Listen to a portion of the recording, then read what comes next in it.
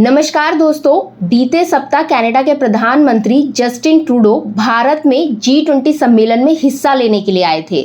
उस समय द्विपक्षीय बातचीत के दौरान नरेंद्र मोदी जी ने कनाडा के प्रधानमंत्री जस्टिन ट्रूडो के सामने इस बात पर नाराजगी जाहिर की थी कि उनके देश में खालिस्तानी समर्थक तत्वों की गतिविधियों पर नकेल नहीं कसी जा रही है। ये बात सामने आते ही दोनों देशों के बीच तनाव के संकेत मिलने शुरू हो गए। इसके बाद ट्रूडो के निजी विमान खराब होने के कारण G20 सम्मेलन खत्म होने के बाद भी वो 2 दिन तक भारत में ही रहे। लेकिन जैसे ही वो कनाडा पहुंचे, उन्होंने संसद में सिख नेता हरदीप सिंह निज्जर की हत्या के लिए बेतुका बयान दे डाला। इतना ही नहीं, विदेश मंत्री मेलेनी जोली ने शीर्ष भारतीय राजनयिक पवन कुमार राय को निकालने का ऐलान कर दिया। इसके बाद से भारत और कनाडा के बीच तनाव जो था वो चरम पर पहुंच गया और कनाडा के जवाब में भारत ने भी कनाडा के शीर्ष राजनयिक को निष्कासित कर दिया। तो चलिए आज अपने इस वीडियो में हम बात करते हैं ट्रूडो के बेतुके बयान के बारे में और साथ ही जानेंगे कि आखिर ये पूरा मामला है क्या। तो दोस्तों, दरअसल ये पूरा विवाद जो था ना, वो खालिस्तान आंदोलन पर केंद्रित है। भारत ने कनाडा पर बार बार अपनी धरती पर खालिस्तान आंदोलन का समर्थन करने का आरोप लगाया है, जो भारत में प्रतिबंधित है। मंगलवार को कनाडा के प्रधानमंत्री जस्टिन ट्रूडो ने संसद में कहा कि कनाडाई नागरिक हरदीप सिंह निज्जर की हत्या में भारत के एजेंट का हाथ हो सकता है। इतना ही नहीं, भारत पर आरोप लगाने के बाद कनाडा ने ओटावा में मौजूद भारत के एक टॉप डिप्लोमेट को देश छोड़कर जाने का आदेश दे दिया।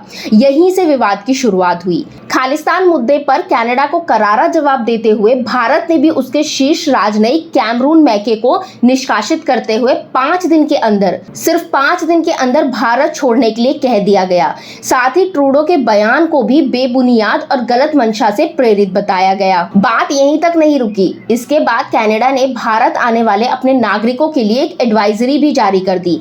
इसमें कहा गया कि सुरक्षा हालातों की वजह से केंद्र शासित प्रदेश जम्मू कश्मीर की यात्रा से बचे। वहां आतंकवाद, उग्रवाद, नागरिक अशांति और अपहरण का खतरा है। तो अब जानते हैं कि आखिर हरदीप सिंह निज्जर है कौन, जिसके कारण इतना विवाद फैला हुआ है। तो दोस्तों, आप में से तमाम लोगों के मन में ये सवाल भी उठ रहा होगा कि आखिर कौन था हरदीप सिंह निज्जर, जिसको लेकर भारत और कनाडा के बीच इतना तनाव बढ़ गया है। तो दोस्तों, दरअसल हरदीप सिंह निज्जर जलंधर के भार सिंहपुरा गांव का रहने वाला था। वह 1996 में कनाडा चला गया। कनाडा पहुंचने पर निज्जर ने एक प्लम्बर के तौर पर अपने करियर की शुरुआत की। देखते ही देखते वो वहां खालिस्तानी गतिविधियों में शामिल हो गया।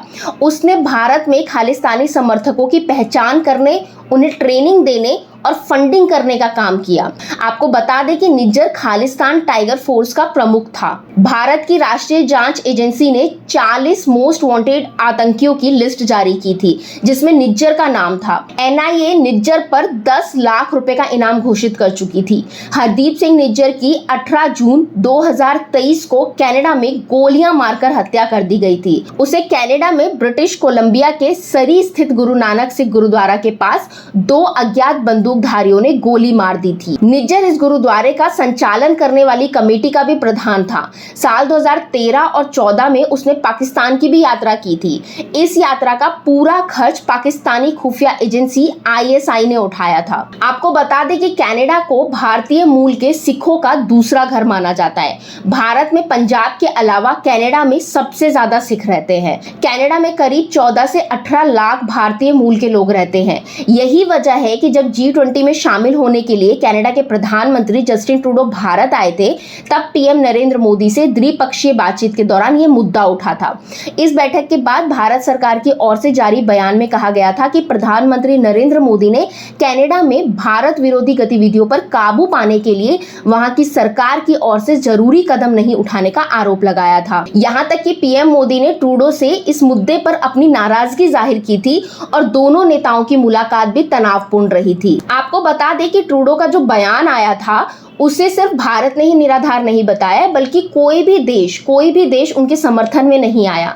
यहाँ तक कि कनाडा में भी वो इस बयान को लेकर घिर गए हैं। उनके ही देश में विपक्षी पार्टियां भी सबूत मांग रही है। इसके बाद जस्टिन ट्रूडो का भी एक बयान सामने आ गया। उन्होंने कहा कि निज्जर की हत्या में भारतीय एजेंटों का हाथ होने की आशंका जाहिर करने के पीछे ये मकसद नहीं था। हम भारत को उकसाना नहीं चाहते थे, हम बस तथ्यों को सामने रख रहे थे। हम भारत सरकार के साथ काम करना चाहते हैं। उन्होंने कहा कि भारत को इस मामले में गंभीरता दिखाने की जरूरत है। ये बेहद गंभीर है और अंतर्राष्ट्रीय कानून में इसके दूरगामी परिणाम होंगे। हम शांत रहेंगे, हम अपने लोकतांत्रिक सिद्धांतों और मूल्यों पर कायम रहेंगे। तो दोस्तों, ये थी पूरी कहानी इंडिया और कनाडा के बीच जो टेंशन चल रहा है उसके बारे में। उम्मीद करती हूँ कि आपको वीडियो पसंद आया हो। अगर वीडियो पसंद आया हो तो वीडियो को लाइक करें, शेयर करें, अपनी राय हमें कॉमेंट के जरिए जरूर बताएं। साथ ही चैनल को सब्सक्राइब करना बिल्कुल भी ना भूलें। Thank you.